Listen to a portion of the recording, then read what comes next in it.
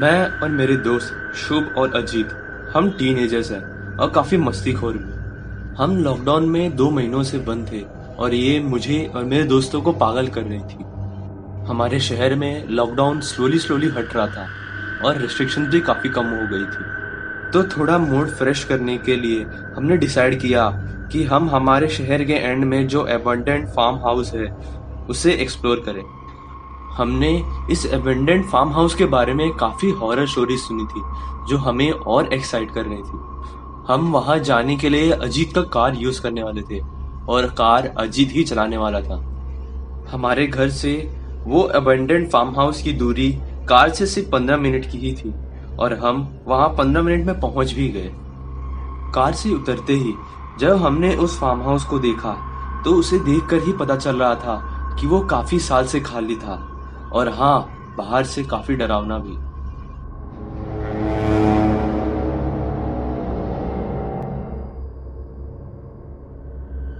हमारे शहर के ज्यादातर लोग इस फार्म हाउस के अबंडेंट होने के बारे में जानते हैं और ये रोड से जाते वक्त कई बार इस फार्म हाउस को देख भी चुके हैं, बट हमारा इस फार्म हाउस को देखना पहली बार था।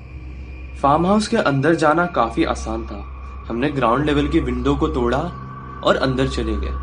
हमारे अंदर जाते ही हमने जो पहली चीज नोटिस की वो थी कि घर काफी खाली था। वहां बहुत कम फर्नीचर बची थी जो हमने उम्मीद नहीं की थी। शायद हमारे आने से पहले जो भी लोग इस फार्म हाउस में आए होंगे वो लोग जो भी काम की चीज होंगी उसे लूट ली होंगी। ये फार्म हाउस इतना पुराना था कि हमारे फ्लैशलाइट के थ्रू हम पूरे घर में डस्ट पार्टिकल्स हवा में देख सकते थे। और ये फार्म हाउस काफी साल एबंडेंट होने के वजह से जब हम फ्लोर पर चल रहे थे तो हर एक स्टेप पे फ्लोर से आवाज आ रही थी, चाहे हम कितना भी कोशिश करें आवाज ना आने की।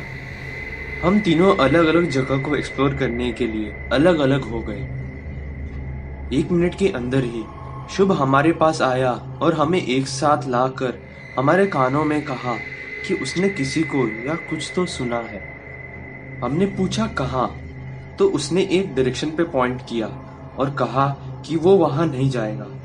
हम उसकी आंखों में डर देख सकते थे। ये सुन के मैं और अजीत हंसने लगे, ये सोच के कि शुभ या तो काफी डरपोक था या तो हमें डराने की कोशिश कर रहा था। पर अगर सच बोलूं तो जितना पुराना और स्कैरी ये फार्म हाउस था जो कि जंगलों से घिरा हुआ था, शुभ की बातें सुनकर मुझे भी थोड़ा डर लग रहा था। मैं और अजीत धीरे धीरे उस डायरेक्शन की ओर बढ़ना शुरू किए जहां पर शुभ ने पॉइंट किया था। चलते वक्त हमारे पैरों के नीचे के फ्लोर से आवाज आ रही थी, चाहे हम जितना भी कोशिश कर लें वो आवाज ना आने की। धीरे धीरे हम उस डायरेक्शन की ओर बढ़ते गए तो हमने देखा कि वहां एक कमरा था। हमने उस कमरे के दरवाजे को धीरे से खोला।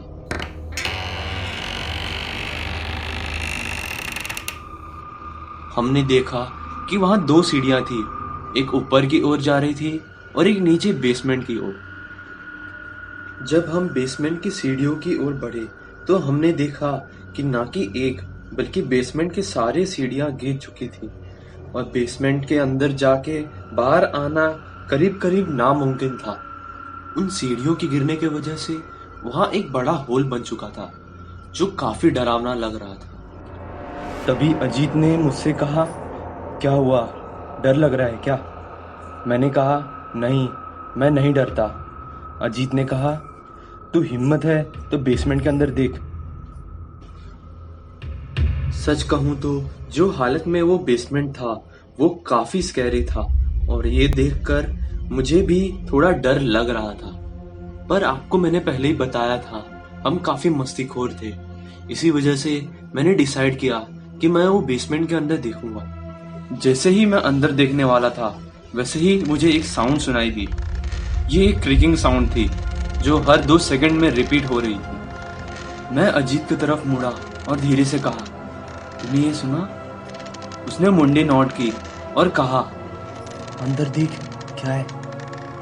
मैं वो समय काफी डर गया था, पर अजीत को ये पता ना चले इसलिए मैंने एक लंबी सांस ली और बेसमेंट के अंदर देखना शुरू किया। मैंने अपनी फ्लैशलाइट ऑन की और इस बेसमेंट को लाइट किया। उस बेसमेंट में कुछ नहीं नजर आ रहा था सिवाय कंक्रीट फ्लोर और कुछ पुराने लकड़ों के।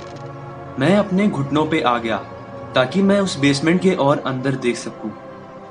और तभी हमने सुना, हेलो।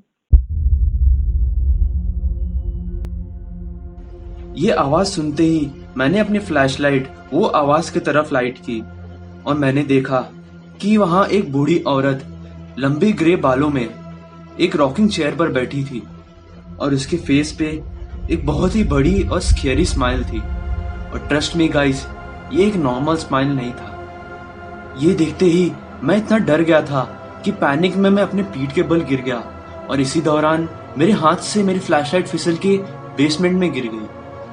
मैं जल्दी से उठा और अजीत से चिल्लाकर भागने को कहा। उस टाइम पे मैं और अजीत अपनी जान हथेली पे लेकर उस घर से बाहर निकलने की कोशिश कर रहे थे।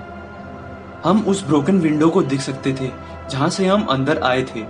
हम उसके पास पहुंचने ही वाले थे कि तभी हमने सुना हमारे पीछे एक डोर बंद हुई और हम श्योर थे कि वो बेसमेंट का डोर था।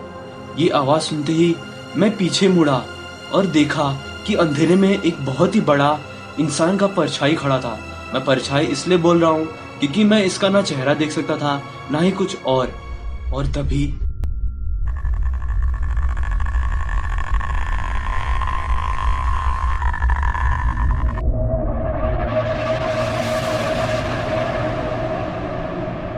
ये आवाज इतनी भयानक थी कि मैं सुनते ही पूरी तरह सन्न पड़ गया था और यकीन मानो मैं उस जगह से हिल नहीं पा रहा था। मैं उस परछाई को अपने तरफ आते हुए सुन सकता था और तभी अजीत ने मेरा हाथ पकड़ के खींचा और हम विंडो के बाहर निकल गए। हम फटाफट हमारे कार की तरफ भागे और हमने देखा कि शुभ ऑलरेडी कार में बैठा हुआ था। अजीत फटाफट कार में बैठा और कार को वहां से ड्राइव करना शुरू किया। हम तब तक डरे हुए थे जब तक हम उस फार्म हाउस से 3 से 4 किलोमीटर दूर ना निकल गए। वहां से दूर जाने के बाद हम खुद से और आपस में यही क्वेश्चन कर रहे थे कि वो बूढ़ी औरत कौन थी और वो उस बेसमेंट के अंदर कैसे गई और दरवाजा किसने बंद किया और वो परछाई क्या थी।